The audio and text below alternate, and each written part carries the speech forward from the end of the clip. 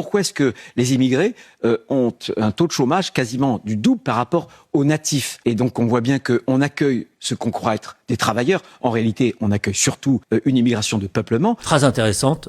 Fusion réalisée de la droite et de l'extrême droite. D'abord, l'immigration de travail. L'argument, c'est quoi? Il y a 14% des immigrés qui viennent au titre du travail. Sous-entendu, il y a 86% des immigrés qui vont vivre des aides sociales. Ben non, le taux d'activité des immigrés, c'est 63%. Celui des hommes immigrés, c'est 81%. C'est plus élevé que la moyenne nationale. Qu'est-ce que ça veut dire? Ça veut dire que tous ceux qui viennent au titre de l'asile, ceux qui travaillent pendant leurs études, ou ceux qui viennent au titre de la famille, ben en fait, la très grande majorité, ils vont travailler. Et qu'est-ce que fait l'État, et notamment le ministère de l'Intérieur sous Bruno Retailleau? Il a mis le frein autant qu'il pouvait à l'immigration de travail. Donc, c'est vraiment un discours de Tartuffe. D'un côté, on se dit, ils ne viennent pas assez pour travailler, et puis de l'autre, on les empêche de travailler. Deuxième chose, c'est une immigration de peuplement. Alors, moi, je regarde l'histoire. Quand est-ce qu'il y a eu une immigration de peuplement? En fait, il y en a eu une. C'était les Français en Algérie. D'ailleurs, vraiment en Algérie, un peu au Maroc, un peu en Tunisie, mais d'abord et essentiellement en Algérie. Qu'est-ce qu'il y a derrière?